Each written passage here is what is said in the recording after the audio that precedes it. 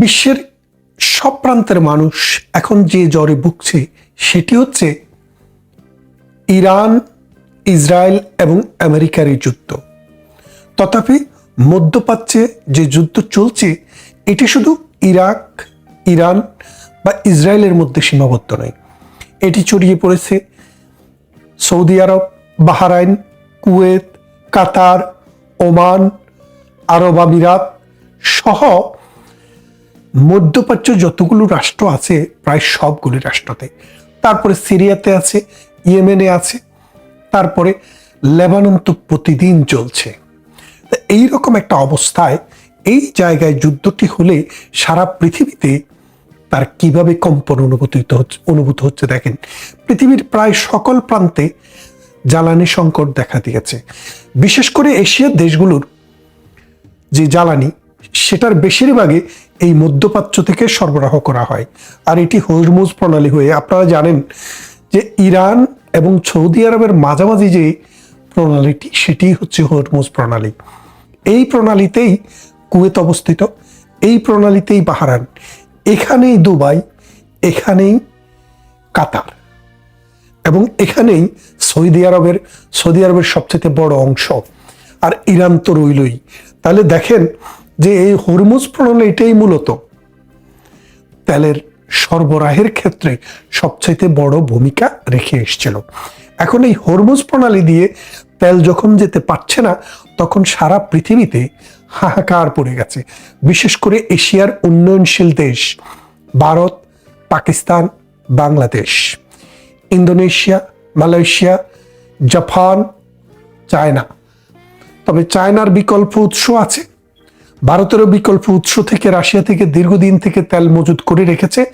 ভারতে এখনো সেই সমস্যাটি ততটা প্রকটভাবে দেখা দেয়নি, আর রাশিয়ার তেল ভারতে অহরহ আসছে।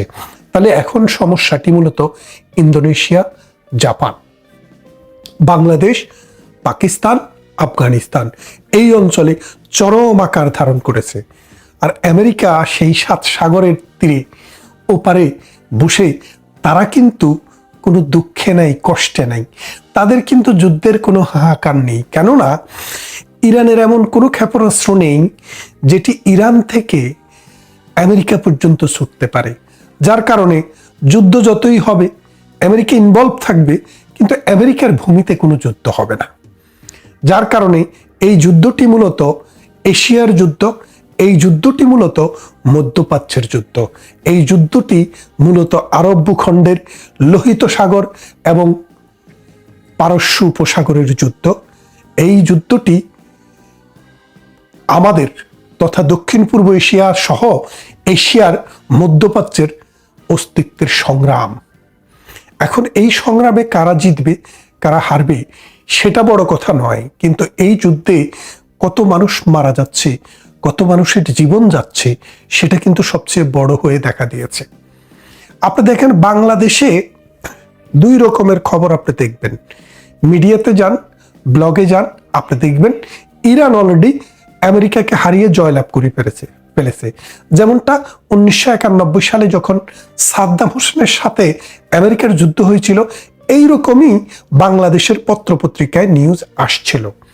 অন্যদিকে আমাদের দেশের যে জামাতি মৌলবী যারা এবং যারা কট্টরপন্থা অবলম্বনকারী অন্যান্য মৌলবী আছে, তারা কিন্তু সবাই ইরানের বিরুদ্ধে। খেয়াল করে দেখেন, তারা ইরানকে আমেরিকার চাইতেও খারাপ রাষ্ট্র হিসেবে ট্রিট করে। কেন? কারণ তারা শিয়া। অথচ দেখেন আমাদের এই যে ভারতবর্ষ, এই ভারতবর্ষে যার নেতৃত্বে, যিনি এই ভারতবর্ষকে ইংরেজদের হাতে তুলে দিয়েছিল, সেই মির্জাফর, তিনিও ছিলেন শিয়া। ভারতের এবং পাকিস্তানের বিভাজনের সময়ে যিনি নেতৃত্ব দিয়েছেন মোহাম্মদ আলী জিন্না, তিনিও কিন্তু শিয়া। তাকে কিন্তু জাতির পিতা হিসেবে মেনে নিতেও আমাদের দেশের এই মৌলবীদের মনে কোনো কষ্ট লাগে না, কিন্তু তিনিও শিয়া। তাহলে এখন ব্যাপারটা বোঝেন, এই শিয়াদেরকে আপনি বলছেন যে শিয়ারা ইসলামকে ধ্বংস করছে, শিয়ারা ইমামদেরকে মানে না, ওই আমাদের সাহাবীদেরকে মানে না, অমুক করে না, তমুক করে না। কিন্তু সত্যিকার অর্থে আপনি দেখেন যে শিয়া এবং সুন্নি ইসলামের জন্ম কিন্তু মানে দুইটা গ্রুপের জন্ম ইসলামের অর্থাৎ আবির্ভাবেরও 200 বছরের পর, 200 থেকে 300 বছর পরে শিয়া এবং সুন্নির এই বিষয়টি আবির্ভূত হয়েছে। কিন্তু ইসলামের নবী প্রফেট মুহাম্মদ সাল্লাল্লাহু আলাইহি সাল্লামের ইন্তেকালের মাত্র 20 বছরের মাথায়, 20 থেকে 22 বছর, 20, 22, 24, 25, 26, 27, অর্থাৎ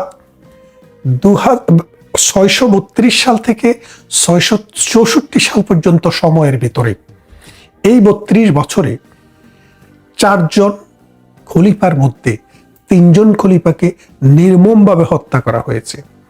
এই নির্মমভাবে হত্যা করার পরে যাদের কাছে ক্ষমতা গিয়েছে তারা 97 বছর মহানবীর বংশে একজন পুরুষ মানুষকেও রাখে নাই। তারা কিন্তু কেউ শিয়া ছিল না, তারা সবাই সুন্নি ছিল। কিন্তু তাদের নামের পরে আপনারা রহমতুল্লাহ এরকম অনেক উপাধি আপনারা পড়েন, কিন্তু সত্যিকার অর্থে শিয়া এবং সুন্নির যে বিভাজন, এই বিভাজনটি ইসলামের অনেক দূরবর্তী ইস্যু। ফান্ডামেন্টাল যে জায়গা কোরআন, মহানবী বলেছেন যে আল্লাহর বাণী হচ্ছে কোরআন। এই কোরআন নিয়ে শিয়া সুন্নির মধ্যে কোনো বিভেদ নেই। শিয়ারা 5 ওয়াক্ত নামাজ পড়ে, কিন্তু 3 বেলায় পড়ে। জোহর এবং আসর একসাথে পড়ে, মাগরিব এবং এশার নামাজ একসাথে পড়ে, ফজরের নামাজ আলাদাভাবে পড়ে। কেন পড়ে? শিয়ারা বলছেন কোরআনের ভেতরে যা দেখেছেন তারা, তাদের কাছে মনে হয়েছে আল্লাহ 3টি সময়কে নির্দিষ্ট করে বলেছেন, একটি দিনের মধ্যভাগ, একটি দিনের শেষ ভাগ, আর একটি প্রত্যুষ। এই 3টি সময়ের কারণে তারা 5 ওয়াক্ত নামাজকে এই 3 সময় পড়ে। এবং আপনারা যদি দেখেন আজকের যে আধুনিক বিশ্বে ইসলাম ধর্মের যে সংস্কার, অর্থাৎ অন্ধকার থেকে বেরিয়ে আসা, ইসলাম ইটসেলফ ইজ নট অন্ধকার, এটা আলোকিত একটা ধর্ম। কিন্তু এই আলোকিত ধর্মকে যারা অন্ধ করে রেখেছে, যে সামাজিক প্রথা, কুসংস্কার, এটার থেকে বেরিয়ে আসার ক্ষেত্রে এই শিয়া রাষ্ট্রসমূহ, শিয়া মতবাদগুলো পুরা পৃথিবীতে সিগনিফিক্যান্ট কন্ট্রিবিউশন রেখেছে। আমাদের যদি আপনি পুরা বিশ্বে দেখেন, বাংলাদেশে যে ওয়াজ করে সকালে বিকালে রাতে দুপুরে, একটা আজকে বলে কালকে আরেকটা বলে, ওই কাজী ইব্রাহিম জিনের বাদশা যে উনি, তাদের যে ওয়াজ খিস্তি খেউর আপনারা শুনতে শুনতে তো অসুস্থ হয়ে গেছে অনেক মানুষ। কিন্তু ইরানে আপনি এইরকম ওয়াজ করতে পারবেন না। আপনাকে ইসলামী জ্ঞান অর্জন করার পর ফিলোসফিক্যাল আসপেক্টে আপনি ফিট কিনা মানুষের কাছে ওয়াজ করার জন্য, ইসলামের মতো সফিস্টিকেটেড একটা বিষয়কে, কোরআনের মতো এত গুরুত্বপূর্ণ একটা বিষয়কে ব্যাখ্যা করার জন্য আপনি ফিট কিনা, সেটা সার্টিফিকেট লাগে।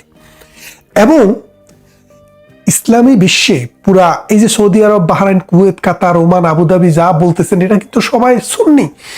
এরা একটি মাত্র দেশ ইরান, সেটার সাথে কেউ পারে না বলেই আমেরিকার সাথে বাবা ডেকে তাদের পায়ে ধরে থাকে, তাদের তাবেদার হয়, তাদেরকে নিজের দেশে ঘাঁটি করতে দেয়, তাদেরকে অর্থ দেয়, বৃত্ত দেয়। আর ইরান এই পারস্য সভ্যতা, তারা ইসলাম ধর্মকে গ্রহণ করেছে ঠিকই, কিন্তু তাদের যে শৌর্য বীর্য, সেটা তারা বিসর্জন দেয়নি। আজকের এই পৃথিবীতে আমেরিকার মতো সুপার পাওয়ারের সাথে মানে প্রতিযোগিতা করে এই রকম একটা যুদ্ধ এতদিন পর্যন্ত প্রলং করা, টিকিয়ে রাখা একমাত্র ইরানের পক্ষেই সম্ভব ছিল। এছাড়া যদি এটা সৌদি আরব হতো, এটা যদি কোনো সুন্নি রাষ্ট্র হতো, তাহলে এর অনেক দিন আগে 3 দিনের মাথায় আমেরিকাকে বাবা ডাইকা আত্মসমর্পণ করে চলে আসতো। তাহলে আপনারা বোঝেন যে আমাদের বাংলাদেশে যেই সব জঙ্গি নেতা, আমাদের বাংলাদেশে যেই সব জামাতে মোল্লা, বাংলাদেশের যেই সকল মানে তথাকথিত আলেম ইরানের বিরুদ্ধে আচরণ করে, ইরানকে সন্ত্রাসী বলতে চায়, ইসলাম ধর্মের মানে ধ্বংস করার জন্য ইরানকে দায়ী করতে চায়, তাদেরকে ইসলামের হিস্ট্রিটা একটু দেখতে বলবো। যে প্রথম এই যে ইরানে কিন্তু ওয়াহাবিজমের জন্ম হয়নি, কিন্তু এই ওয়াহাবিজম ধর্মকে, ইসলামকে এই রাজনীতিতে নিয়ে আসার যে আব্দুল ওহাব নজদি, এই নজদিকের সেই লোক যখন এই ইসলামকে পলিটিসাইজ করলো, সেই ইসলাম সারা বিশ্বে মৌলবাদের জন্ম দিল, আল কায়েদার জন্ম দিল, সারা বিশ্বে আইএসের জন্ম দিল, সারা বিশ্বে তালেবানের জন্ম দিল। এখন দেখেন তো, শিয়া কোনো রাষ্ট্রে, শিয়া কোনো মতবাদ থেকে এরকম জঙ্গি কি কোথাও উৎপাদিত হয়েছে? হয়নি, হবে না। কারণ তারা তাদের দেশকে ভালোবাসে, তাদের ইসলাম তারা তাদের দেশেই রাখতে চায়। তারা পুরো পৃথিবীতে মৌলবাদ, সন্ত্রাসবাদ, ধর্মের নামে জঙ্গিবাদ চড়াতে চায় না। তাই এই মৌলবাদীরা, তথাকথিত এইসব মোল্লা গোষ্ঠী ইরানের বিরুদ্ধে। আমি ইরানের পক্ষে সে কথা বলছি না, কিন্তু মানবতার পক্ষে তো দাঁড়াতে হবে। ইরান তো এই যুদ্ধ ডেকে আনেনি, ইরানের উপরে অযাচিতভাবে আমেরিকা শক্তি আছে বলে তার অস্ত্র চালিয়েছে। তাই ইরান যদি আজ হেরেও যায়, তবু বলতে হবে মানবতা হেরে গেছে। কারণ আমেরিকার আজকে যিনি শাসন করছেন, তার কাছে মানবতাবোধ, ভদ্রতাবোধ, শিষ্টাচার, রাষ্ট্রাচার, মানবাচার কোনো কিছুই কিন্তু নাই। তাই আসুন বাংলাদেশের এইসব পাতি মোল্লাদের কথা না শুনে, মানুষে মানুষে বিভেদ তৈরি না করে, পৃথিবীর মানুষ যে যে দেশে আছে, যে যে ধর্ম পালন করে, যেভাবে আছে, সত্য এবং ন্যায়ের ভিত্তিতে কোনো রাষ্ট্রের সমালোচনা করুন, ধর্মের ভিত্তিতে নয়, অথবা ধর্মের কোনো উপভাগ বা সেক্টরের ভিত্তিতে নয়, শিয়া বা সুন্নির ভিত্তিতে নয়, ইসমাইলি বা হানাফির ভিত্তিতে নয়, মানুষের ভিত্তিতে, নীতি এবং নৈতিকতার ভিত্তিতে সমালোচনা করুন। 24 সালের 5 আগস্টের পর থেকে আওয়ামী লীগ চরম অস্তিত্ব সংকটের মুখোমুখি হয়েছিল। দলটির শীর্ষ পর্যায়ের প্রায় সকল নেতা হয় কারাবন্দী, না হয় আত্মগোপনে অথবা দেশের বাইরে চলে যান। 2025 সালের 10 মে অন্তর্বর্তীকালীন সরকার নির্বাহী আদেশে দলটির কার্যক্রম নিষিদ্ধ করার পর থেকে আওয়ামী লীগ আনুষ্ঠানিকভাবে কোনো কর্মসূচি পালন করতে পারেনি। তবে রাজনৈতিক বিশ্লেষকেরা মনে করেন, একটি দীর্ঘস্থায়ী ও শক্তিশালী তৃণমূল কাঠামো থাকায় দল হিসেবে আওয়ামী লীগ একেবারে নিশ্চিহ্ন হয়ে যায়নি। তার প্রমাণ মিলেছে ত্রয়োদশ জাতীয় সংসদ নির্বাচনে। নিবন্ধন স্থগিত থাকায় এই নির্বাচনে দলটি অংশ নিতে পারেনি, কিন্তু দলটির বড় ভোট ব্যাংক নিশ্চিত করতে বিএনপি ও জামাত ইসলামী সহ সব রাজনৈতিক দলের নেতাদের প্রকাশ্যে আওয়ামী লীগের ভোটারদের কাছে ভোট চাইতে দেখা গিয়েছিল। নির্বাচনের মধ্য দিয়ে রাজনৈতিক সরকার ক্ষমতায় আসার পরপরই আওয়ামী লীগ ও তার অঙ্গ সংগঠনের নেতারা দেশে ফিরতে শুরু করেছে। দলীয় সূত্র এবং একাধিক নেতার সঙ্গে কথা বলে জানা গেছে, আওয়ামী লীগের পুনর্গঠনের একটি 3 স্তরের পরিকল্পনা নেওয়া হয়েছে। প্রথম স্তরে আছে দলের নেতা কর্মীদের দেশে ফেরানো। যাদের বিরুদ্ধে আন্তর্জাতিক অপরাধ ট্রাইব্যুনালে মামলা নেই, তাদের প্রায় সবাইকে দেশে ফেরার নির্দেশ দেওয়া হয়েছে। দ্বিতীয় স্তরে দেশে ফেরার পর সাংগঠনিক তৎপরতা বাড়ানো এবং স্থানীয় নির্বাচনে অংশ নেওয়ার প্রস্তুতি নেওয়া। এটাকে স্থানীয় রাজনীতিতে এন্ট্রি পয়েন্ট হিসেবে দেখছেন আওয়ামী লীগের নেতারা। এছাড়া পেশাজীবী সংগঠনগুলোর নির্বাচনের প্রভাব বজায় রাখারও সিদ্ধান্ত হয়েছে। পেশাজীবী সংগঠনের নির্বাচনে দলীয় রাজনীতির প্রভাব থাকলেও তা কম তীব্র, তাই এটাকে সহজ মনে করছেন নেতারা। সবশেষ দলটির কার্যক্রমের উপর নিষেধাজ্ঞা প্রত্যাহার এবং আইনি লড়াই। দলটির কার্যক্রমের উপর থাকা নিষেধাজ্ঞা প্রত্যাহারের জন্য সরকার ও আন্তর্জাতিক মহলের সঙ্গে যোগাযোগ বাড়ানোর পরিকল্পনা রয়েছে। পাশাপাশি কারাগারে থাকা নেতাকর্মীদের জামিনের বিষয়টিতে জোর দেওয়া হবে বলে দলটির একাধিক শীর্ষ নেতা জানিয়েছেন। কলকাতার একাধিক সূত্রে জানা গেছে, কলকাতার প্রান্তে দ্রুত বাড়তে থাকা পরিকল্পিত উপশহর নিউ টাউন 2024 সালের 5 আগস্টের পর এক ধরনের মিনি ঢাকাতে পরিণত হয়েছিল। আওয়ামী লীগ নেতাদের একটা বিরাট অংশ ওই এলাকায় থাকতেন। কলকাতার শপিং মলের জনাকীর্ণ ফুড কোর্টে কিংবা পার্কের বেঞ্চে বসে অনেক সময় ভিডিও কলে এই নেতারা প্রতিদিন বাংলাদেশের রাজনৈতিক পরিস্থিতি নিয়ে আলোচনা করতেন। সূত্রগুলো বলছে, গত 1 মাসে কলকাতার নিউ টাউনের এই আড্ডা কমে গেছে, কারণ দলটির নেতাদের অনেকেই বাংলাদেশে ফিরেছেন। ঢাকা সহ বিভিন্ন জেলা ও উপজেলায় দলটির নেতা কর্মীরা কার্যালয়ে প্রবেশের চেষ্টা করেছেন, কোথাও কোথাও অবস্থানও নিয়েছেন।